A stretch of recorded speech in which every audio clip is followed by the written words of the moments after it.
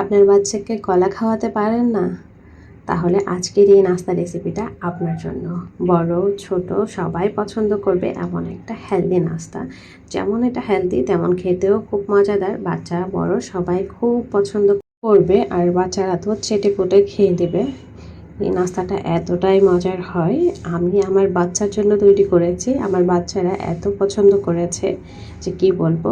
আমার নিজের কাছেও নাস্তাটা খুব বেশি মজার লেগেছে, তো ভাবলাম আপনাদের সাথে শেয়ার করি সহজভাবে এই নাস্তাটা কিভাবে বানানো যায়। ফার্স্ট বাসায় 2টা কলা থাকলেই হবে। কলা তো আমাদের বাসায় কম বেশি সবারই থাকে। সো হ্যালো এভরিওয়ান, আসসালামু আলাইকুম। আমি সঞ্চিতা বলছি চিটাগং থেকে। কেমন আছেন আপনারা সবাই? আশা করছি ভালো আছেন। আল্লাহর অশেষ রহমতে আপনাদের সবার দোয়ায় আলহামদুলিল্লাহ আমিও ভালো আছি। আপনাদের জন্য নিয়ে এলাম সহজ একটা নাস্তা রেসিপি। তো আশা করি আজকের এই নাস্তা রেসিপিটা আপনাদের ভালো লাগবে। তো আমি কয়েকটা কলা নিয়ে নিলাম। আমার কলাগুলো যেহেতু একদম ছোট সাইজের, তো আমি 3-4টা কলাই নিয়ে নিয়েছি। এর মধ্যে আসলে আমার কারেন্টটাও চলে গিয়েছে, বাট বাচ্চাদেরকে তো খাবার দিতে হবে, তাই অল্প আলোতেই আজকের রেসিপিটা আপনাদের সাথে শেয়ার করছি। একটু কষ্ট হলেও একটু মানিয়ে গুছিয়ে নেবেন। যাই হোক, আমি কলাগুলো খোসা ছাড়িয়ে ছোট ছোট টুকরা করে ব্লেন্ডার জারে দিয়ে দিচ্ছি। আপনারা চাইলে আলাদা করেও নিয়ে রাখতে পারেন, তারপর একসাথে সব কিছু মিশিয়ে ব্লেন্ডারে দিতে পারেন। বাট আমার আসলে অত আহামরি ধৈর্য নেই। আমি যেটা করি, মানে যেভাবে করি রিয়েলটাই আপনাদের সাথে দেখানোর চেষ্টা করি। তো এখনও তার ব্যতিক্রম না। যাই হোক, আমার কলাগুলো যেহেতু ছোটো সাইজের, আমি কিন্তু 4টা কলা নিয়ে নিয়েছি এখানে। আপনারা চাইলে আপনাদের পছন্দ অনুযায়ী বাড়িয়ে বা কমিয়ে নিতে পারেন। তো আমার মনে হয় যে এটা কলার স্মেলটা আসার জন্য, কলার যে ফ্লেভারটা সেটা যাতে ওই নাস্তাটাতে থাকে, তার জন্য অবশ্যই একটু কলার পরিমাণটা বাড়িয়ে নেবেন। যাই হোক, এখানে একটা ডিম দিয়ে দিলাম। ডিমটা রুম টেম্পারেচারেই ছিল, আর চেষ্টা করবেন অবশ্যই রুম টেম্পারেচারের ডিম দিতে, তাহলে নাস্তাটা খুব সুন্দর হবে। আর দিয়ে দিলাম আমি 2 কাপ ময়দা। আপনারা আপনাদের টেস্ট অনুযায়ী বা লোক অনুযায়ী কমিয়ে বাড়িয়ে নিতে পারবেন, বাট আমি যতগুলো দিয়েছি আর এগুলো দিয়ে অনায়াসে 5 জন মানুষের হয়ে যাবে। আর এই তো আমি 2 কাপ ময়দা দিয়ে দিলাম, আর একটু স্বাদ অনুযায়ী দিয়ে দিলাম লবণ। আপনারা চাইলে লবণটা স্কিপ করতে পারেন। অনেকে মিষ্টি কোনো খাবারে লবণ পছন্দ করেন না, তো আপনারা চাইলে স্কিপ করতে পারেন। বাট আমার মনে হয় যে মিষ্টি কোনো খাবারে যখন আমরা লবণটা দিই তখন ওইটা ব্যালেন্স হয়ে যায়। যাই হোক, আমি বড় বড় করে 2টা চামচ চিনি দিয়ে দিলাম।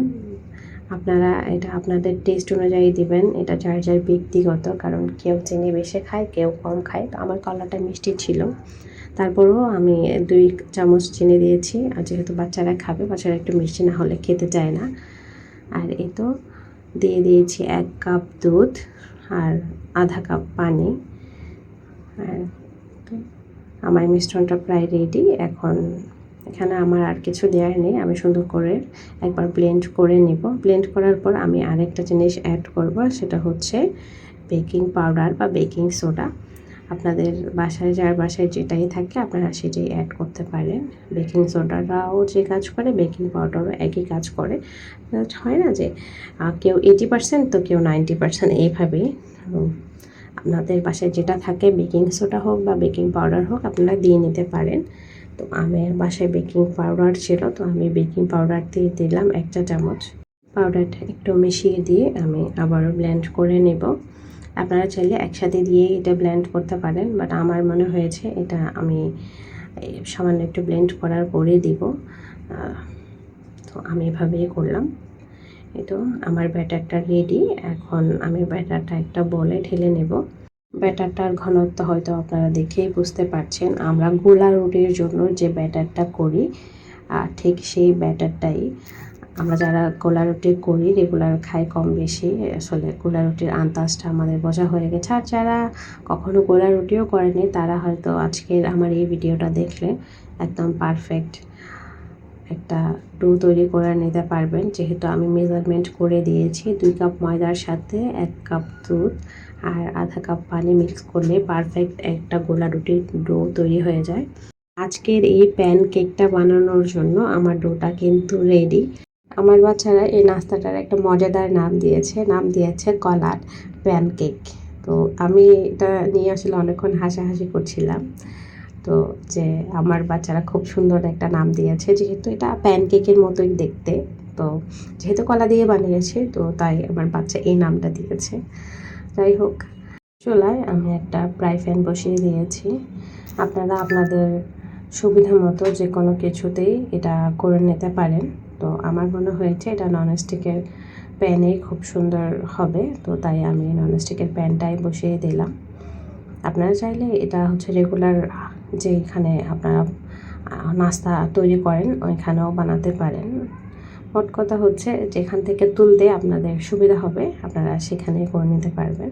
যাই হোক, এখন আমি প্যানটাতে একটু ঘি ব্রাশ করে নেব। তো আমার ঘিটা আসলে শেষ, তো আমি যতটুকু আছে একদম কী বলবো সেখান থেকে নিয়ে দিচ্ছি। ইনটেক আরেকটা আছে, ওইটা এখনও খুলিনি, ভাবলাম যে এটা একদম ভালো করে শেষ করি, কারণ এই ঘিটা আসলে বাসায় তৈরি করা আরেকটা স্মেলটা এত ভালো লাগে আমার, মানে যতটুকু থাকে আর কি আমি একদম সবসময় নিয়ে এটা থেকে ইউজ করি। যাই হোক, আপনাদের সাথে একটা মজার কথা শেয়ার করলাম। তো আপনারা চাইলে এখানে কিন্তু একটু তেলও ব্রাশ করে নিতে পারেন। আর এই যে দেখেন আমার বয়ামটা ঠিক কতটা খালি হয়েছে।